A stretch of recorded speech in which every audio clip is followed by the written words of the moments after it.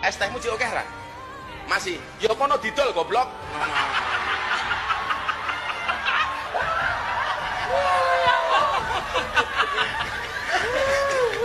Dolen dhisik, engko lak rong payu wis takdir. Assalamualaikum warahmatullahi wabarakatuh. Alhamdulillah, puja dan syukur pada Allah Subhanahu wa taala. Salat dan salam semoga tercurah dan terlimpahkan kepada baginda Nabi besar Muhammad sallallahu alaihi wasallam. Pertama-tama teman sekalian, disclaimer dulu buat teman-teman sekalian yang mungkin hanya mencari pembenaran atau mungkin tidak siap untuk diajak mikir atau sudah punya pemikiran sendiri dan tidak siap untuk ada semacam kayak diskusi di forum inilah ya.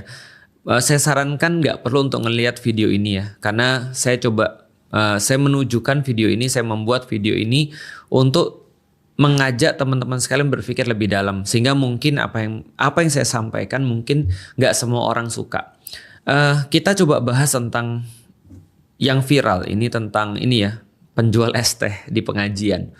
Tapi saya nggak mau cuma bahas soalan kejadian itu aja, karena saya berpikir ada sesuatu yang lebih dalam yang lebih perlu kita bahas ketimbang cuma membahas tentang peristiwanya aja. Dan itulah kenapa saya mau buat video ini, karena saya nggak mau video ini cuma ditonton oleh orang ketika cuma kasus ini aja, tapi ini berkaitan dengan sikap mental seseorang ketika mereka menghadapi satu peristiwa atau dalam memandang satu peristiwa. Oke, kita mulai aja dulu dengan kejadiannya. Pertama, soal kejadiannya sendiri, soal present daripada kejadian itu sendiri. Pertama-tama bagi saya secara pribadi sangat tidak etis dalam satu forum misalnya, lantas kita itu menggunakan kata-kata yang tidak pantas dengan cara pengucapan yang juga menyinggung orang. Itu adalah sesuatu yang secara etis jelas sesuatu yang tidak tepat ya. Walaupun secara syariat kita bisa untuk debate, kita bisa punya perbedaan fikih di situ. Bahwa secara syariah ada yang bilang boleh, ada yang bilang nggak boleh, ya itu udahlah ya, namanya juga pendapat fikih. Tapi etika itu terkadang soalan hati manusia. Ketika ada orang melihat dan kebanyakan merasa tersinggung, ya berarti itu adalah ada sesuatu yang bermasalah di situ. Jadi menggunakan kata-kata misalnya goblok atau kata-kata tolol atau kata-kata bodoh dan seterusnya di dalam forum yang ditujukan pada seseorang yang spesifik, itu menurut saya tidak etis. Andai pun kita ingin mencontohkan, maka biasanya dicontohkan ya anonim kan gitu kan ya. Misalnya contoh, siapapun yang mereka itu menyakiti istrinya, pakai kekerasan dalam rumah tangga, itu pasti bajigur. Nah, itu tidak ada masalah karena yang disindir itu anonim, tapi menunjuk orang itu termasuk salah satu yang problematis dalam pandangan saya. Dan tentu saja setiap namanya cara berbicara, karena cara berbicara itu adalah bagian daripada seni dan juga budaya. Tentu saja saya juga nggak bisa menyalahkan kalau penggunaan kata-kata itu digunakan ketika dalam level terbatas atau dalam level pertemanan, karena kadang-kadang orang berteman itu ngomongnya ya bebas, kadang-kadang ngomongnya ya kayak kemarin ketika saya ketemu dengan orang-orang Bandung, itu mereka memasukkan kata-kata ya titik-titik itu ya, itu menjadi satu bagian daripada kalimat gitu maksudnya. Jadi untuk merasa asik, untuk merasa happy dan seterusnya. Nah itu mereka menggunakan kata-kata itu yang kadang-kadang kalau dilihat oleh orang yang bukan circle-nya itu kelihatan kayak kasar, padahal bagi mereka itu adalah sebuah seni dalam berbicara dan seni dalam berteman.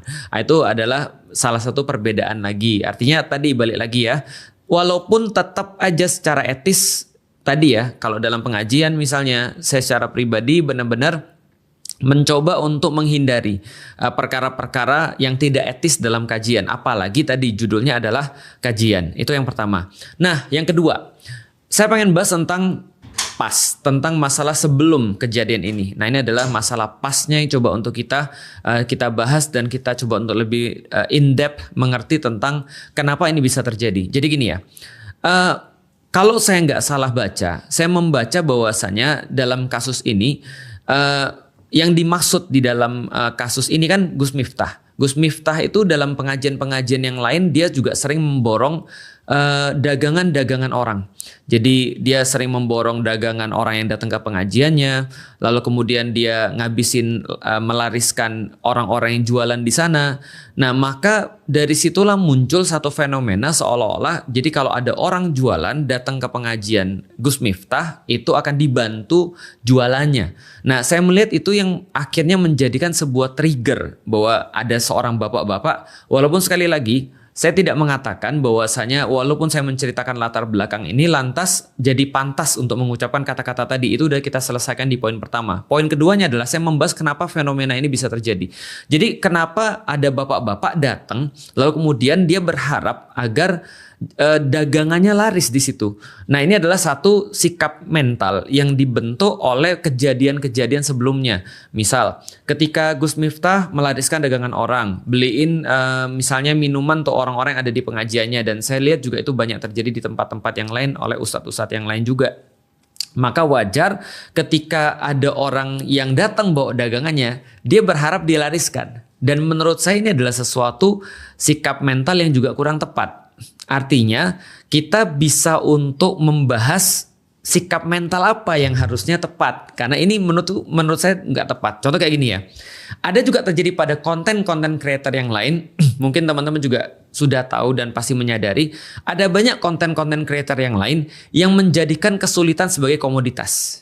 Jadi mereka itu menjadikan orang-orang yang minta-minta, menjadikan orang-orang yang jualan, menjadikan orang-orang yang seolah-olah susah, itu menjadi komoditas untuk menaikkan konten-konten mereka dan menaikkan exposure di dalam akun mereka.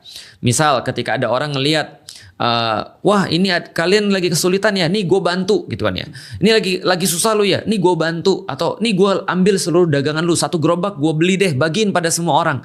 Nah akhirnya muncul apa? Muncul pandangan orang bahwasanya harusnya tuh itu yang wajar. Harusnya tuh kayak gini, ini tuh sudah wajar, aku tuh wajar dibantu, aku tuh harus dibantu. Nah menurut saya ini mungkin mental yang gak tepat.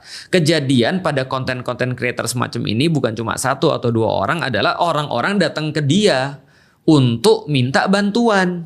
Kan gitu, karena di dalam kepala orang ketika ngelihat kontennya, bahwasanya orang-orang ini memang membantu. Mereka nggak ngerti bahwa itu cuma konten gitu maksudnya. Nah ketika mereka datang untuk minta bantuan pada konten creator tadi, adalah yang dimaki-maki, adalah yang kemudian curhat. Akhirnya konten creator ini mental orang Indonesia nggak benar semuanya, minta-minta semuanya. Bro, kan lu yang buat. Lu yang buat kejadian itu. Lu yang meng-create ada segmentasi pasar itu.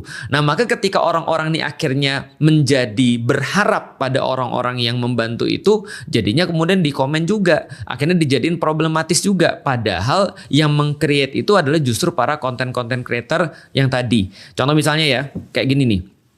Ada konten creator yang bikin di Instagramnya, siapapun yang mau aku bantu, aku mau giveaway nih 2 juta buat kalian. Coba sampein kesulitan-kesulitan kalian sehingga aku harus giveaway kepada kalian. Dalam kepala orang apa? Oh dia bisa bantu orang.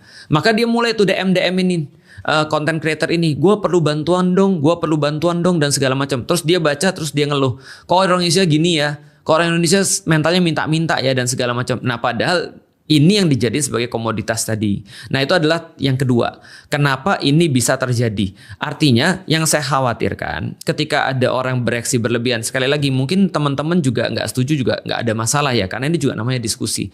Saya cuma menyampaikan kekhawatiran saya tuh alasannya tuh apa. Yang saya khawatirkan contoh ya, ketika dalam kasus ini terjadi orang-orang rame-rame nyari bapaknya, pengen bantu bapaknya, pengen kemudian memberikan bapaknya.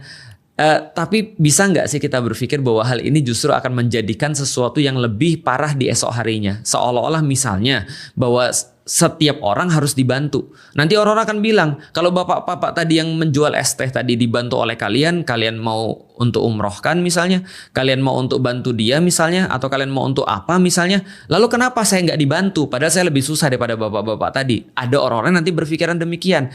Yang saya khawatirkan adalah nanti mental-mental orang itu tidak punya mental usaha atau tidak punya mental untuk berusaha keras untuk mencapai sesuatu.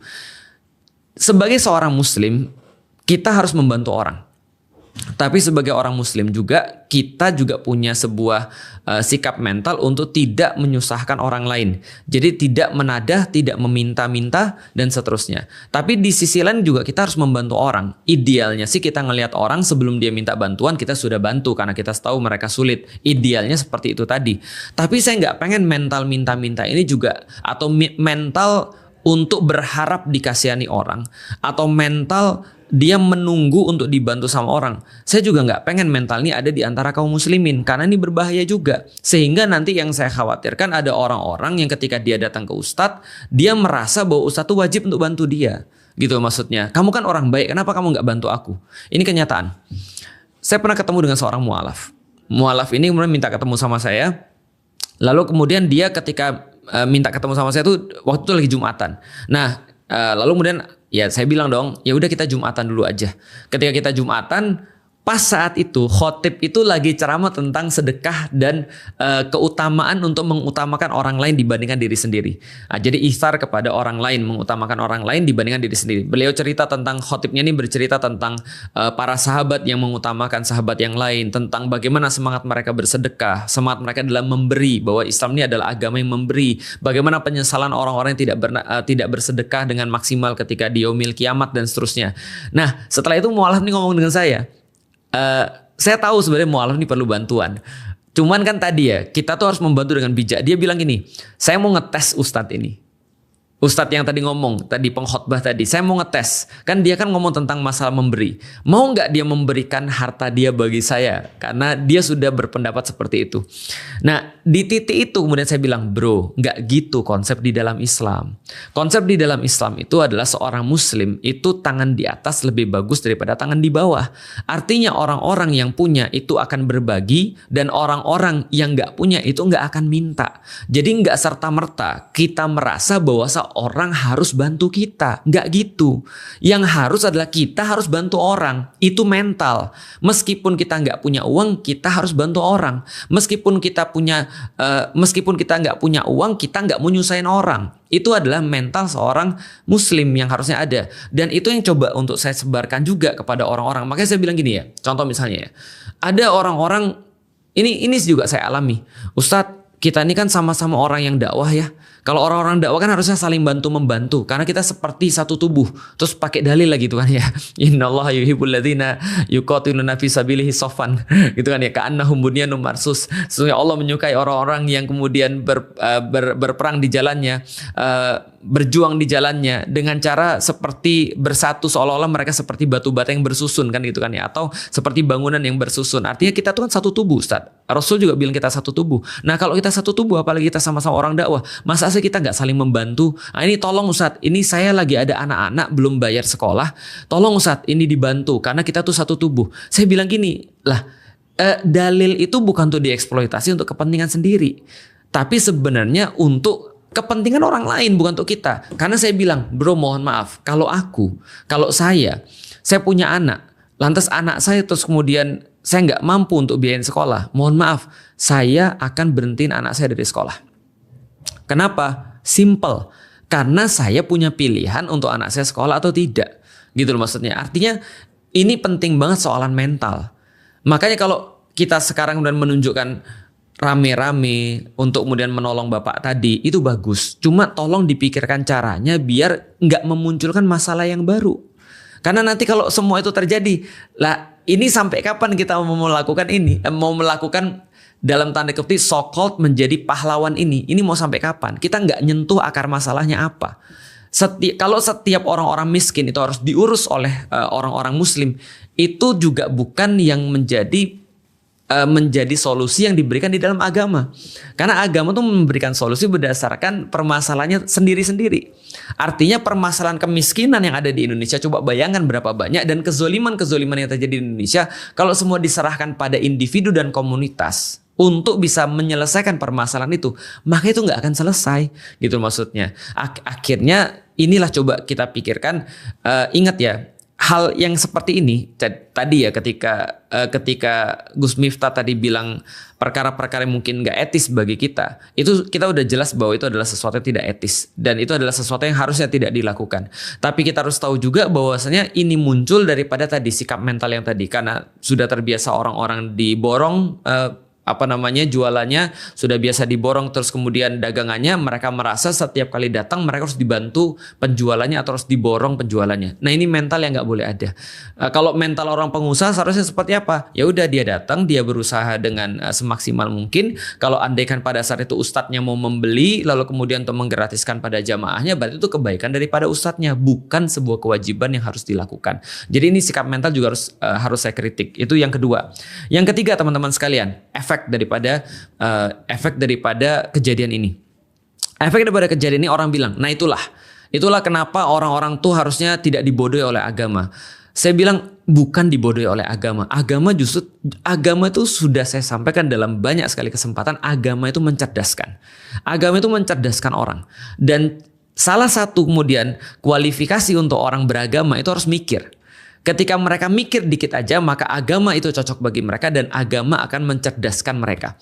Jadi agama itu tidak pernah membodohi orang. Yang membodohi orang itu manusia. Ingat bahwa agama tidak pernah membodohi orang. Yang membodohi orang itu adalah manusia. Manusia bisa membodohi orang, tapi agama nggak mungkin membodohi orang. Karena agama itu mencerdaskan. Coba lihat bagaimana kemudian orang-orang yang ada di Arab sebelum datangnya Islam, yang ada di Jazirah Arab atau di Hijaz atau di Mekah dan di Madinah, sebelum datangnya Islam, itulah mereka disebut dengan jahil, mereka disebut dengan bodoh. Nah, ketika Islam datang, Islam mencoba untuk mengajarkan mereka berpikir kritis. Coba pikir kritis, apa bedanya antara laki-laki dan perempuan? Kenapa laki-laki lu pelihara, perempuan lu bunuh, kan gitu kan ya? Coba berpikir kritis, apa sih kemudian yang menjadi keutamaan antara orang-orang Arab dibandingkan orang-orang Ajam yang selain Arab? Kenapa kalian menjadikan kulit hitam itu budak? Padahal mereka terlahir sama-sama terlahir dari seorang ibu, dari kemaluan gitu kan ya. Lalu kemudian mereka kenapa dibedakan berdasarkan dengan warna kulit? Itu berpikir kritis yang diajarkan oleh Islam. Kenapa kalian menjauhi perempuan pas lagi haid? Yang penyakit itu bukan masalah perempuannya, tapi mungkin ada darah kotornya, itu yang problematis. Ini adalah diajarkan oleh Islam. Jadi Islam sebenarnya mencerdaskan, agama itu mencerdaskan, yang membodohi itu manusia. Maka manusia membodohi manusia yang lain dengan seolah-olah bertingkah bahwa dia ngerti agama, itu sebenarnya. Jadi bukan dibodohi oleh Islam atau dibodohi oleh agama. Saya agak kurang setuju dengan pendapat atau dengan anggapan seperti itu, seolah-olah ya itulah di Indonesia makanya kita tuh jangan mau dibodohi oleh agama. Enggak sih, saya enggak setuju dengan itu. Lalu terus bagaimana kemudian kita menyikapi? Jadi gini ya, cobalah berpikir untuk konstruktif. Kalau Anda nggak suka dengan perbuatan seseorang, udah ditinggalin aja. Kalau Anda nggak suka dengan cara seseorang dalam merespon sesuatu, misal dalam kasus ini misalnya Gus Miftah misalnya, ya udah ditinggalkan aja. Kita nggak perlu untuk menghujat. Kita nggak perlu untuk semacam kayak ya melakukan hal yang sama. Contoh misalnya kita bilang, wah bener-bener ya segala macam lah. Saya nggak mau masuk ke situ ya. Artinya kalau kita nggak suka, kita lebih konstruktif aja. Berarti idealnya pengajian menurutmu seperti apa? Kalau idealnya menurutmu pengajian adalah harusnya mengajak orang untuk berpikir kritis, ya ayo kita bantu orang-orang yang kita anggap menaikkan berpikir kritis dalam kajian-kajian. Kalau misalnya menurut kita kajian itu harusnya mengajarkan agar akhlak kita lebih baik, ayo kita bantu orang-orang yang kita anggap bisa mengajarkan akhlak yang lebih baik di dalam pengajian-pengajiannya. Artinya menurut saya tidak perlu untuk kita terlalu menghabiskan waktu kita dan kita terlalu capek untuk membahas atau bahkan melakukan hal-hal yang kontraproduktif seperti ikut menghina, seperti ikut misuh dan seterusnya. Ya udah cukup kalau kita nggak suka ya kita support aja yang kita suka atau kita buat sesuatu yang kita suka. Nah menurut saya sih lebih bagus seperti itu sih. Sekali lagi tentu saja nggak ada masalah dalam berbeda pendapat ya. Artinya termasuk perkara-perkara tadi yang sensitif tadi ya, soalan yang kedua tadi tentang bagaimana sikap mental yang seharusnya. Karena saya juga berpikir tidak bagus ketika orang tuh dapat bantuan terus-menerus. Karena ingat setiap bantuan termasuk bantuan langsung tunai itu ataupun bantuan apapun itu setiap kali bantuan yang bersifat free atau bersifat effortless itu datang, itu merenggut orang untuk efforts dalam sesuatu. Makanya orang-orang kan ada yang bilang dalam satu pepatah, kalau engkau kasih orang sekali, dia akan berterima kasih. Kalau engkau kasih orang 2 kali, dia akan merasa biasa. Kalau engkau kasih orang 3 kali, dia akan expecting. Kalau engkau kasih orang 4 kali, dia mulai merasa bahwa ini adalah sesuatu yang seharusnya. Kalau engkau kasih orang berapa kali tadi? 4 kali ya? 5 kali, itu dia mulai marah kalau kamu gak ngasih. Dan saya nggak tahu. Tapi kalau saya bukan meyakini, saya mengalami itu berkali-kali dalam hidup saya. Sehingga saya mencoba untuk lebih selektif dan bijaksana, karena tidak semua yang kita kasih itu bisa menolong orang. Seringkali mendidik mental seseorang itu lebih penting daripada memberikan dia sesuatu yang bersifat fisik. Kalau kita sudah berhasil mendidik seseorang dengan sesuatu yang bersifat mental, maka dia akan berterima kasih mau berapa kali pun kita berikan. Nah, jadi kira-kira itu aja. Semoga bermanfaat. Mohon maaf kalau saya ada salah. Assalamualaikum warahmatullahi wabarakatuh.